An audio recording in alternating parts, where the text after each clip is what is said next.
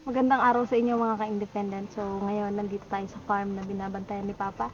At, at yun nga, ito na yung araw na magpapaalis siya na tanim niya ang ube. At syempre, nag-invest tayo ng kaunting halaga para, syempre, para kumita tayo. So, yun. Nandito tayo para samahan na din si Papa sa pag-aning niya. Syempre, nakaka-excite din yung mga ganitong pangyayari. At syempre, nakaka-excite na makita mo yung mo na kung gaano kalaki yung laman. Yun guys, panoorin nyo kami at pakita ko sa inyo kung paano kami mag-ani ng ube. So yun, guys, sana ma-inspired kayo sa mga ganito.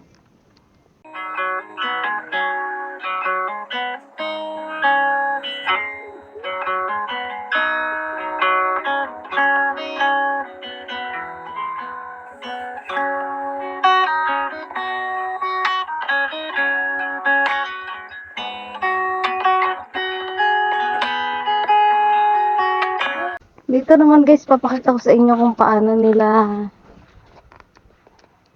hinahanap yung puno ng ube. Ayan, meron na silang nakuha dito. Meron silang nahukay dyan. And syempre, ganyan yung proseso ng paghukay. Kailangan tabasin mo na yung makapal na bagin ng ube.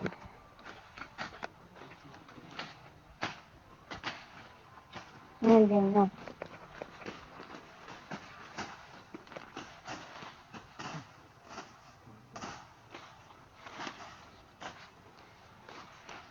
Ayan, tinatabas muna nila yung makapal na bagin ng ube para makita nila agad yung puno.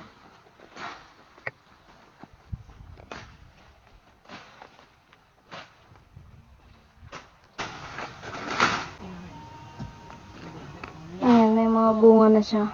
Sabi ni Papa, pwede itong binhiin sa susunod na taniman. Wala pa yata kayo nahuhukay na laki. Hello po mga guys! Ayun po, nandito po tayo sa bukid ngayon. Salukuyan po tayo nag-aani ng ubi. Dahil po sa darating na December. Nahanap na po tayong mga mamimili po to. Ngayon po, pinagtsatsagaan po namin yung ganitong size na. At Mahal. medyo mahal po ang presyo. Kapag dumating na po ng December, marami na po naghahanap. Mahina na po ang presyo natin. Medyo bagsak presyo na. Kaya ngayon po, kahit alanganin. Ayan po. Hukain na.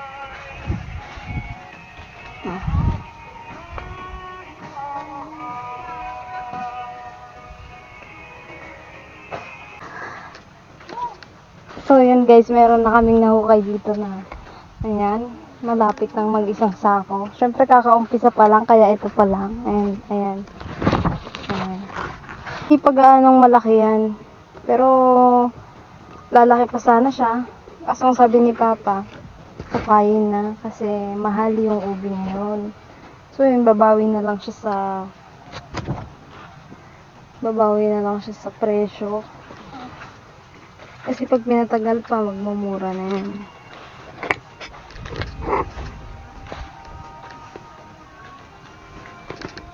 Ay, iwas si Papa. Ay, nag-uugat?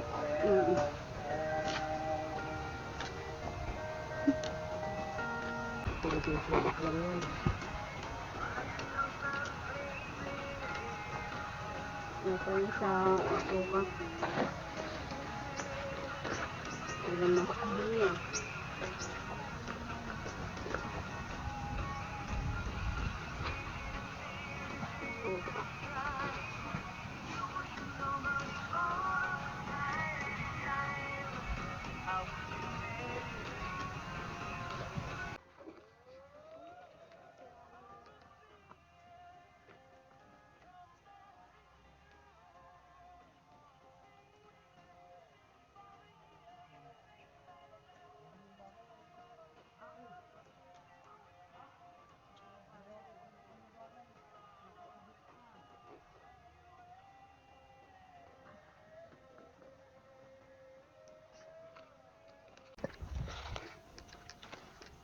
Yan, lawak nung pinagtaniman ni Papa na paghuhukayan natin.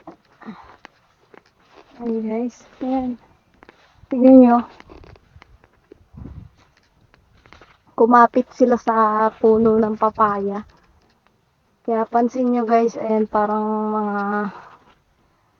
diba? May mga poste na pinaggapangan ng bagil ng ube. Nung panahon ng taniman, nagpatanim ako kay Papa. Kaso late na yon, late nang itinanim kaya maliliit pa yung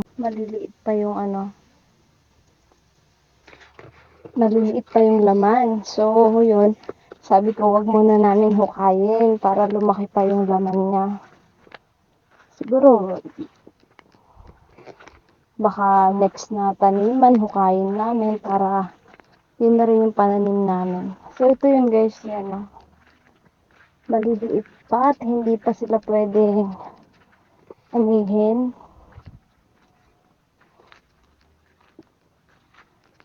Yan.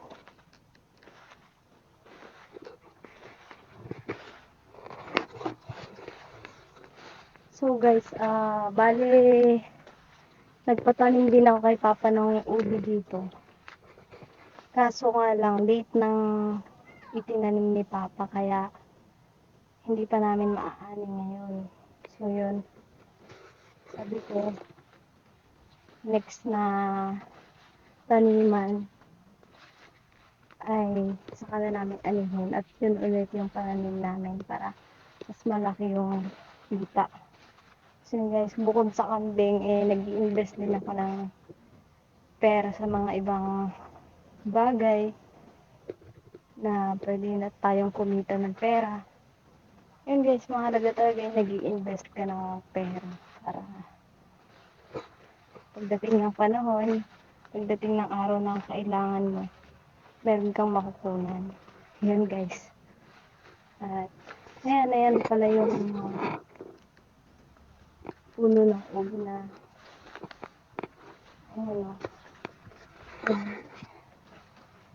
yan.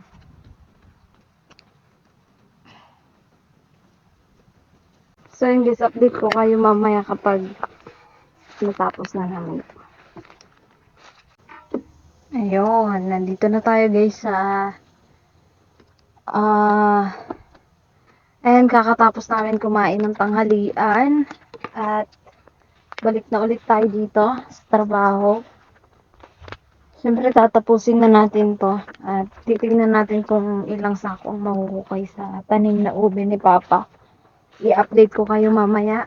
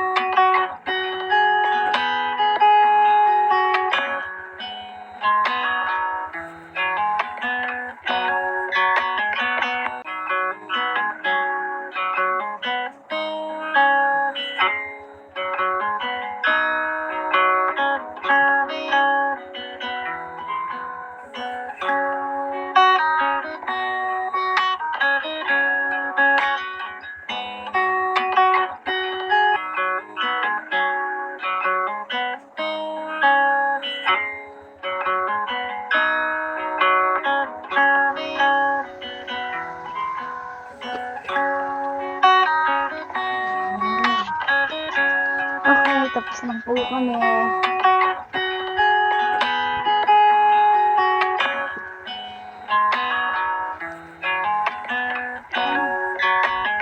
Napagod ka, Mael?